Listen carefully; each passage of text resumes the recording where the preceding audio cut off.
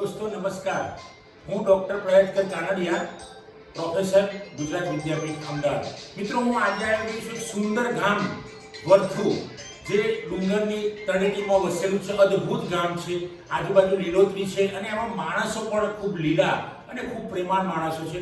આજે હું એક એવી વ્યક્તિને મળ્યો છું કે જે ગામમાં રહે છે પણ એટલા બધા વિકસિત છે, જેમનું નામ છે કમલેશભાઈ। કમલેશભાઈએ હિસ્ટ્રી વિષય સાથે MA BEd MAd કર્યું છે અને એમને પછી આપણે પ્રશ્નો પૂછીને વાત કરીશું કે કમલેશભાઈ અત્યારે શું કરી રહ્યા છે। આપણે હિંમત હારી જઈએ છીએ, પણ કમલેશભાઈ આટલું ભણ્યા પછી એમને ટીચિંગ ફિલ્ડમાં જોબ નથી, છતાં પણ એ હિંમત હાર્યા નથી ને એમને વાત કરશે। કમલેશભાઈ અત્યારે આપ શું કરો છો? નમસ્કાર સાહેબ। હા નમસ્કાર, આપનું સ્વાગત છે। હાજી। હાલ તો સાહેબ અમારા ગામની વર્થુ દૂધ ઉત્પાદક સહકારી મંડળીમાં સેક્રેટરી તરીકે ફરજ બજાવું છું અને આપને કહ્યું તેમ અભ્યાસ પણ મારો BA MA BEd અને MAd સુધીનો અભ્યાસ છે અને જે સરકારની કોમ્પિટિટિવ એક્ઝામો આવતી હોય એ દરેક એક્ઝામો પણ મેં સફળતાપૂર્વક પાર પાડેલી છે, પરંતુ ક્યાંક ને ક્યાંક 2-5 માર્ક્સના ઓલે ગવર્મેન્ટ જોબ મળી નથી। પરંતુ હાલ કોમ્પિટિટિવ એક્ઝામો માટેના મારા પ્રયાસો નિરંતર ચાલુ છે। Very good. પણ તમે આપ મને બહુ આનંદ થયો આપને મળીને કમલેશભાઈ કે આવા વર્થુ જેવા પર્વતની તળેટીમાં ગામમાં રહ્યો છો, છતાં પણ આપ ખૂબ અભ્યાસ કર્યો છે, તમે ખૂબ જ ભણ્યા છો, BA MA BEd MAd। તો આ કેવી રીતે આવા ગામમાંથી કેવી રીતે તમે વાહન વ્યવહારમાં જતા હતા, મોડાસા સાથે ક્યાં ભણ્યા, એ થોડી આજના યુવાનો અને વિદ્યાર્થીઓને કહો તો સારું રહેશે। ભણવાની વાત કરું તો સાહેબ આમ તો મેં ઈસવીસન 2000ની અંદર હાયર સેકન્ડરી 12મું ધોરણ અહીંથી 1 કિલોમીટર દૂર મરડિયા હાઈસ્કૂલમાં જીતપુર પાસ કરે। તે સમયે મારા 71% હતા। ત્યાર પછી 2001માં અહીંથી 10 કિલોમીટર દૂર મોડાસા મલાક ગાંધી જે કેળવણી મંડળ સંકુલ છે, તે ઉત્તર ગુજરાતનું એક મોટું નામના ધરાવતું શૈક્ષણિક સંકુલ છે અને તો 2001માં મેં BAમાં એડમિશન કરેલું છે। વાવ, વેરી ગુડ, વેરી ગુડ। તો આપના જે ટીચિંગ ફિલ્ડમાં જોબ નથી મળી, ધારો કોઈ કારણ છે, તમે બહુ મહેનત કરી છે, પણ આમાં ઘણીવાર કિસ્મત પણ કામ કરતું હોય છે।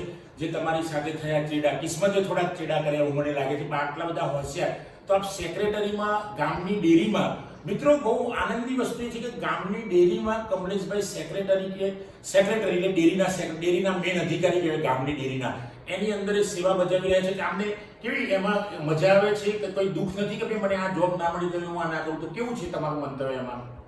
ના બસ સાહેબ, હાલ તો બહુ સારી રીતે ગામ લોકોના, પશુપાલકોના અને મારા ગામના સર્વ આગેવાનો અને ખેડૂતો પશુપાલકોના સાથ સહકારથી ખૂબ જ હું મારી નિષ્ઠાપૂર્વક જવાબદારી નિભાવું છું અને મને ગામ લોકોનો સાથ અને સહકાર છે।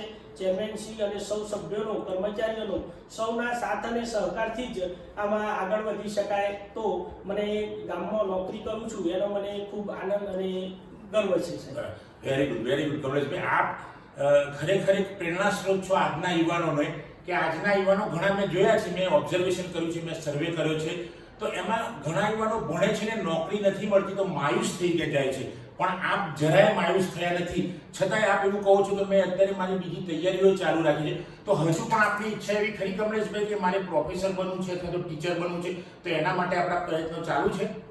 હા સાહેબ, ચોક્કસ મારી હાલ પણ વાંચનની, લેખનની પ્રવૃત્તિ ચાલુ જ છે અને અવારનવાર સરકારશ્રીની જે ટેટ ટાટ એક્ઝામ હોય એ સિવાય પણ જે સરકારશ્રીની અન્ય ખાતાકીય ગૌણ સેવાની હોય, ગુજરાત સેવાની પરીક્ષાઓ હોય એ પણ આપું છું અને મારા પ્રયાસો સતત એક આશા ખરી કે હું આટલો અભ્યાસ કર્યો છે તો કંઈ ચોક્કસ મારા ધ્યેય સુધી હું પહોંચું। તો હતાશ થયા વગર આજે પણ હું મારી સ્પર્ધાત્મક પરીક્ષાઓ માટેનું વાંચન અને લેખન પ્રવૃત્તિ સતત ચાલુ જ છે। આટલું અભ્યાસ કર્યા પછી ક્યાંક ને ક્યાંક સાહેબ મને એવું લાગે છે કે કિસ્મતે સાથ નથી આપ્યો, પણ છતાંય એવું કહેવાય કે ભાઈ કદમ અસ્થિર હો તો રસ્તો નથી ચડતો અને અડગમનના મુસાફરને હિમાલય પણ નથી નડતું. એ જ રીતે હું એવા સૂત્રોના થકી, એવા સંદર્ભો થકી આપણને એક તાકાત મળતી હોય છે, જો મને જુસ્સો આગળ વધવા માટે પ્રેરણા પૂરી પાડતો હોય છે. મિત્રો તમે જોયું કમલેશભાઈએ જે એમના જીવન વિશેની રજૂઆત કરી છે, ઘણી બધી આપણને રજૂઆત કરી, તો એની અંદર એ આપણા યુવાનો માટે, આજના યુવાનો માટે, આજની જેનજી જનરેશન માટે, કે જે લોકો કંઈક થોડુંક કરીને માયુસ થઈ જાય છે ને પોતાનો રસ્તો મંજિલ સુધી પહોંચવાનો છોડી દે છે, કમલેશભાઈને જોઈને મને પણ પ્રેરણા મળી છે કે ભાઈ આપણે આપણા રસ્તા પર જતા હોય, મંજિલ મળે ન મળે પણ દોડતા રહેવાનું, મંજિલ મળે ન મળે પણ દોડતા રહેવાનું, એવું કમલેશભાઈએ કર્યું છે. કમલેશભાઈ, તમે કંઈક તમારા જીવન વિશે કંઈક કહેવા માંગતા હોય તો 2-4 વાક્યોમાં આપ કહી શકો છો, તો યુવાનોને પ્રેરણા મળે. બસ આમ તો સાહેબ, આટલો અભ્યાસ કર્યા પછી ભલે સરકારી નોકરી નથી મળી પણ છતાંય પ્રયાસો નિરંતર ચાલુ છે. પણ જો સરકારી નોકરી ના જ મળે તો પણ આપણે નિરાશ થવું જોઈએ નહીં. અને આજના યુવાનો અને અભ્યાસ કરતા સૌ, કોમ્પિટિટિવ તૈયારી કરતા સૌ મિત્રો માટે એમ જ કહેવાય કે ખરેખર સતત આપ વાંચન કરો, યોગ્ય દિશામાં તમારું વાંચન હોય, તમારો અભ્યાસ હોય તો કોઈ પણ પરિસ્થિતિ આપણને એમાં અટકાવી શકતી નથી. કોણ કહે છે કે નસીબના વાકે પાસા આડા પડે છે, જો ઉપરથી પડતું હોય જળ તો પથ્થરમાં પણ ખાડા પડે છે. એવી હિંમત સાથે આપ ચોક્કસ યોગ્ય દિશામાં તૈયારી કરો તો મંજિલ ચોક્કસ મળતી હોય છે, એમાં કોઈ શંકાને સ્થાન નથી. Very good. જોયું મિત્રો, યુવાન મિત્રો, તમે આ વિડીયો જોઈ રહ્યા હશો. એક માણસ મોડાસાથી લગભગ 10-12 કિલોમીટર દૂર અંતરિયાળ ગામમાં રહે છે અને ત્યાં ખૂબ અભ્યાસ કર્યો છે. તમે જોશો તો એમની જોડે ડબલ ગ્રેજ્યુએશન છે, ડબલ માસ્ટર ડિગ્રી છે, છતાંય એ ફિલ્ડમાં નોકરી નથી મળી. ઘણી મહેનત કરી છે, ઘણી સ્પર્ધાત્મક પરીક્ષા, પણ એ હજુ સુધી હિંમત નથી હાર્યા અને હજુ કહે છે કે હું એમાં તૈયારી ચાલુ છે મારી. તો મિત્રો, આપ પણ જો આ મારો વિડીયો ખાસ જુઓ તમે, અને તમને લાગશે કે નહીં ભાઈ મારે કમલેશભાઈની જેમ અડગ રહેવાનું છે. અત્યારે હાલ ગામમાં કમલેશભાઈના બંગલામાં અમે બેઠા છીએ. મિત્રો, એ બંગલો પણ જોયો હોય તો એમને જાત મહેનતથી બનાવ્યો છે અને તમે શહેરને ભૂલી જશો કે ભાઈ આવા ગામમાં, વડથુ જેવા ગામમાં, અદ્ભુત ગામમાં, સુંદર ગામમાં, રળિયામણા ગામમાં, મનોરમ્ય ગામમાં હું બેઠો છું, ત્યારે કમલેશભાઈનો જે હાંસલો જોઈને મને પણ આનંદ થાય છે. મિત્રો, તમને પણ થવો જોઈએ. કમલેશભાઈએ ખૂબ સરસ ઇન્ટરવ્યૂ આપ્યું.